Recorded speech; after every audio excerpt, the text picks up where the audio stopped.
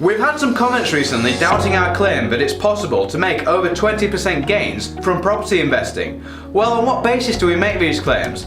Well, I'm actually investing in property and I'm currently making 25% returns on my property investments. In this video, we're going to show you how this works and we're going to break it down so you can recreate it yourself. Let's check it out.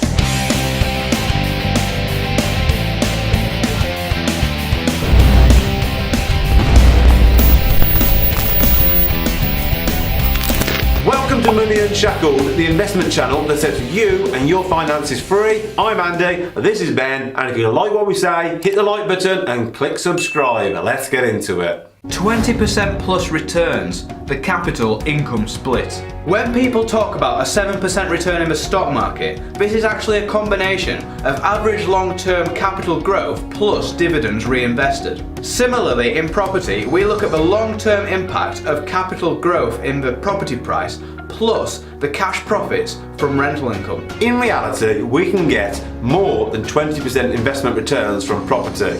However, to be conservative, we'll base this video on a 10% capital growth and 10% rental profits, a combined 20% return. Long-term view of capital growth. Property is a long-term investment, really long-term. We're not saying that you'll get 10% capital growth every year, but averaged out over the long term, you will likely get this or even exceed it. Inflation combined with leverage. We simply need a way of turning that bog standard 3% inflation rate into a 10% capital return. But how can we do this? Here's a brief catch up in property investing. Buy-to-let mortgages, leverage your wealth. We never buy a property outright. Instead, we put down a deposit onto the house and the rest is purchased using a buy-to-let mortgage. Now, a buy-to-let mortgage will insist that your deposit be at least 25% of the value of the house. So this is the amount that we put down, the minimum. The mechanics of the property market works like this. When the prices go up, the owner, i.e. you, gets all of the increase.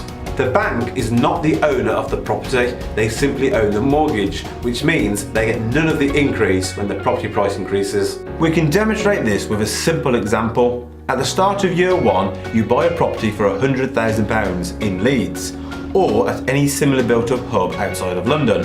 You put down £25,000 deposit and the bank puts in £75,000 of mortgage. Note that the property has a 75% loan to value, or LTV.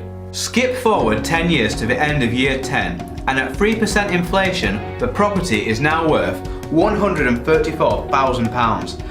It's worth noting that house prices have risen much higher than 3% a year in recent years, but we might expect that some years this will slow down, and we are using 3% as a long-term average.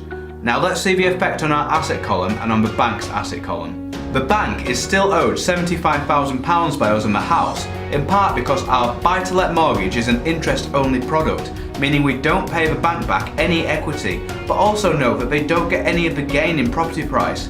All of this comes to us, the property owner. We now have capital in the house of over £59,000, more than double what we started with. Note that the LTV is now only 56%. We'll come back to this later. So what is happening here in any one year? Let's consider at year one. The house price went up by £3,000, 3% of £100,000. Our investment was £25,000. What's a £3,000 return on a £25,000 investment? That's right, 12%. A little higher than 10%, but our point is proven. Don't house prices sometimes go down?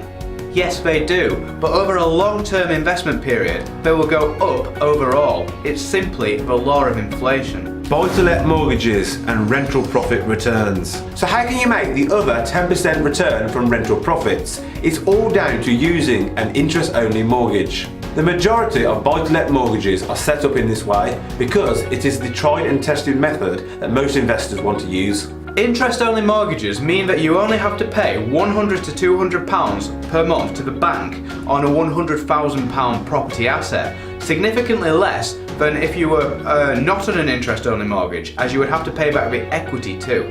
Combine this with average rental incomes of £600 to £800 in built-up areas outside of London, and you can easily make rental profits after taxes, maintenance, interest and agents fees of around £250 to £450 on a £100,000 house. £250 times 12 months is £3,000 a year. Now £3,000 is a 10% return on a £30,000 investment, being your deposit of £25,000 plus stamp duty and legals. 10% capital gain plus 10% rental profits equals 20% returns. We hope we've made it very clear that a 20% return in property is possible, and in fact it should be considered the minimum. Many people won't even invest unless they earn a minimum of 30%. And our examples don't even consider HMOs.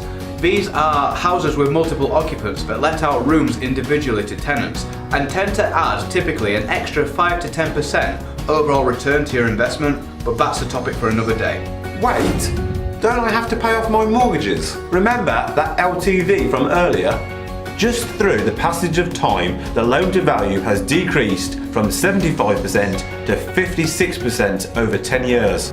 After 30 years in our example, it'd be 31%. It would still be £75,000, even though in the future £75,000 will be worth relatively little due to inflation.